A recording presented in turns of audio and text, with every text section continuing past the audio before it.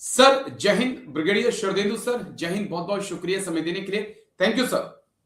जय हिंद राजेश जी, आपको और आपके दर्शकों को बहुत बहुत शुभकामनाएं। और पहले से ही इन एडवांस आपको मेरी क्रिसमस बोल देता हूं, जैसे कि आप आगे आने वाले दिनों में और दिन दुनी रात चौगनी तरक्की करें और ऐसे ही अपने दर्शकों का ज्ञानवर्धन करते रहो और साथ में हम जैसे थैंक लोगों यू को सर। मौका देते रहे आपके चैनल पे आने का। शुक्रिया, दिल से शुक्रिया सर।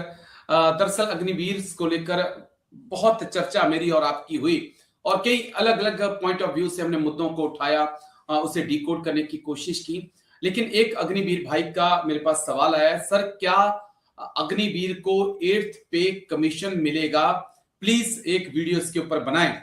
बच्चों का कहना है कि सर जो फर्स्ट बैच, सेकेंड बैच और थर्ड बैच के जो अग्निवीर हैं, क्या उनको भी 8th पे कमीशन का फायदा मिलेगा?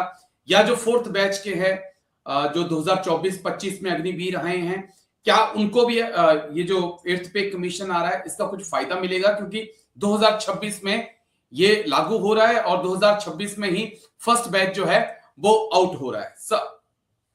देखिए राजेश जी, सबसे पहले तो मैं उन अग्निवीरों को एक चीज एश्योर करना चाहता हूं कि जो भी पे कमीशन आएगा, 8th पे कमीशन, वो डेफिनेटली अग्निवीर के लिए भी लागू होगा, ऐसा मेरा मानना है। और उनकी जो कॉन्ट्रैक्चुअल राशि है उसमें उतने ही परसेंटेज का बढ़ावा मिलेगा जितना कि नॉर्मल पे स्केल में जो रिवीजन होगा, जो कि सारे सेंट्रल गवर्नमेंट एम्प्लॉइज के लिए होगा। और डिफेंस फोर्सेस के लिए जो अलाउंसेस होगा, मेरा मानना है कि वो भी अग्निवीर के लिए लागू होना चाहिए। ये मॉडिफिकेशन होना चाहिए। ये कमेटी बनी हुई, ये रिकमेंडेशन भी मिनिस्ट्री ऑफ डिफेंस की तरफ से वहां गया होगा, ऐसा मेरा मानना है। लेकिन एक बात तो श्योर है कि दो पैरामीटर अडॉप्ट नहीं किए जा सकते एक ही पे कमीशन में। लिहाजा अग्निवीर बहुत मतलब कि पूरे पार्ट एंड पार्सल है हमारे सिक्योरिटी फोर्सेस का। लिहाजा उनका भी अपग्रेडेशन होगा, उनकी भी पे रिवाइज होगी और जो सहूलियतें रेगुलर सोल्जर्स को मिलेगी वो उनको भी मिलेंगी। और जो पैरिटी आना मुश्किल है, ऐसा मैं मानता हूं, क्योंकि एक कॉन्ट्रैक्चुअल है, एक रेगुलर सोल्जर है।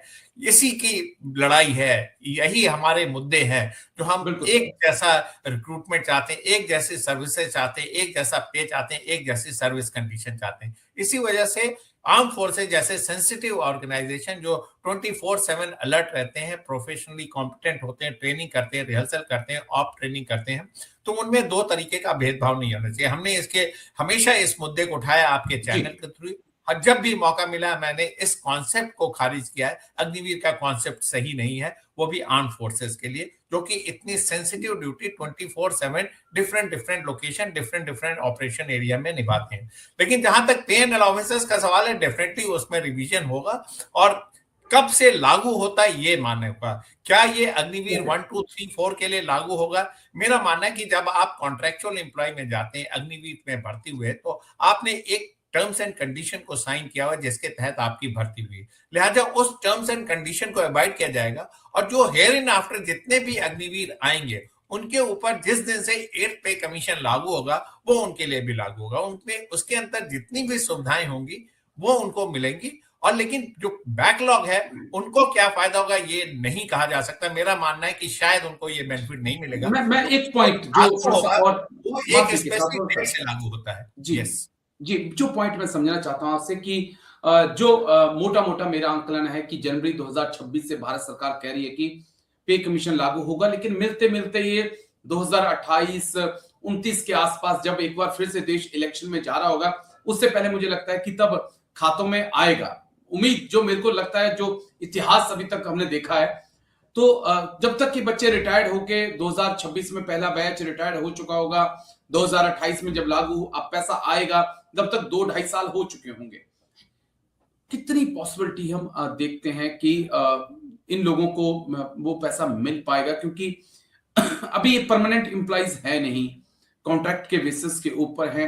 कितने चांसेस देख रहे हैं सर आप? क्योंकि 2-2.5 साल लग जाएंगे अकाउंट में आपका पैसा आने में।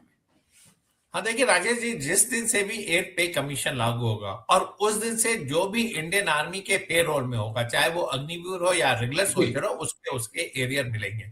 जो अग्निवीर उस समय तक घर जा चुके होंगे या जिनको रेगुलर कमीशन नहीं मिला होगा, शायद उनको ये बेनिफिट नहीं मिलेगा, ऐसा मेरा मानना है। अगर मान लीजिए ये 1 जुलाई 2026 से लागू होता है, तो 1 जुलाई 2026 की डेट पे जितने भी अग्निवीर इंडियन आर्मी के पेरोल पे होंगे, चाहे वो कॉन्ट्रैक्चुअल हो चाहे रेगुलर हो, उनको इसका फायदा मिलेगा। जो उस दिन से पहले रिटायर हो गए या घर चले गए 75% स्कीम के तहत, लिहाजा उनको ये बेनिफिट नहीं मिलेगा, ऐसा मेरा आकलन है। लेकिन कुछ भी हो सकता है। आपने सही बताया कि 2029 में जब इलेक्शन होंगे तो हो सकता है ये पूरी पूरी स्कीम ही रोल बैक हो जाए। 2028 या 2027 में एकदम निक ऑफ द मोमेंट पे करेंगे रोल बैक, तो शायद वो बड़ा इविडेंट हो जाएगा। लेकिन 2028 में रोल बैक हो सकता है, और ये कभी भी रोल बैक हो सकता है। देखिए, भारतीय सेना का स्टेटमेंट भी आया था कि वो चाहते हैं कि हिंदुस्तान की आर्मी में 70% रेगुलर सोल्जर रहे, 30% आप अग्निवीर को स्थान दे सकते हैं। जब 70% रेगुलर होंगे तो यानी कि आप 70% अग्निवीर को रेगुलर करेंगे।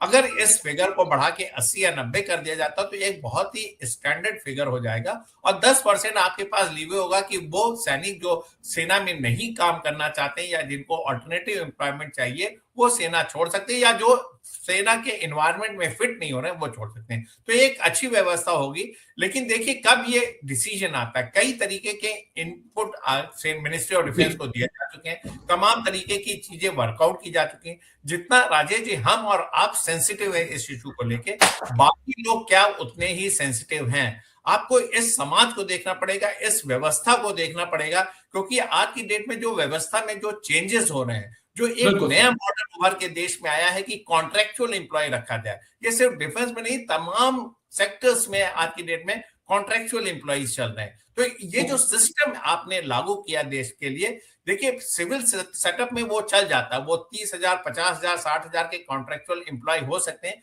क्योंकि वो अपनी जान की बाजी नहीं लगाते, 24/7 नौकरी नहीं करते, वो एक कॉन्ट्रैक्चुअल एम्प्लॉयमेंट करते हैं और बाकी टाइम में वो दूसरा एम्प्लॉयमेंट करते हैं। लेकिन यहाँ पे सोल्जर एक फुल टाइम कमिटेड सोल्जर है, जो अपनी जान की बाजी लगाता है, जो ट्रेनिंग करता है, महारत हासिल करता है, और जब वो इस स्टेज में आता है कि वो डिलीवर करे, आप उसको घर भेज देते हैं। तो ये सिस्टम जो कॉन्ट्रैक्चुअल मॉडल है, वो आर्म्ड फोर्सेस के लिए नहीं लग सकता है। इसको मैं बड़े वेहमेंटली अपोज करता रहा हूं और आगे भी करता रहूंगा।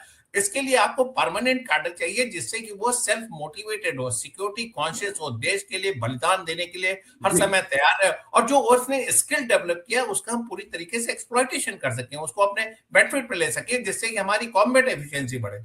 लिहाजा आपको इसको रोल बैक करना पड़ेगा, ऐसा मेरी डिमांड है। और दूसरी बात, जो पे एंड अलाउंसेस का बात है, तमाम अग्निवीरों को मैं एश्योर करना चाहता हूं आपके चैनल के माध्यम से कि उनके साथ कोई जाति नहीं होगी, उनके साथ उसी परसेंटेज का रेशियो लगेगा जो कि रेगुलर सोल्जर के लिए लगेगा, और ये तीनों सर्विसेज के लिए लागू, आर्मी, नेवी, एयरफोर्स, ऐसा मेरा मानना। और ऐसा होगा क्योंकि एक होता है, हमेशा से पे कमीशन में इस तरीके के प्रोविजन रहे हैं, किसी को डिस्क्रिमिनेट या अलग तरीके से ट्रीटमेंट नहीं दिया जा सकता है।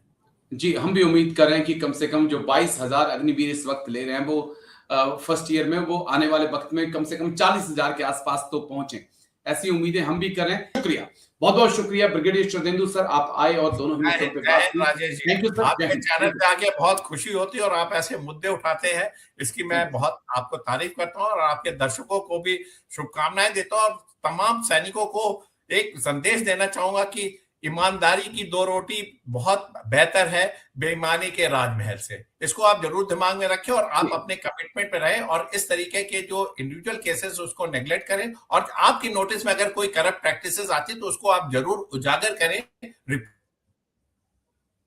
करें, जिससे कि इस तरीके की प्रैक्टिसेस पूरी तरीके से बंद हो सके। जय Hind. Thank you, Jai Hind sir, thank you sir, take care sir.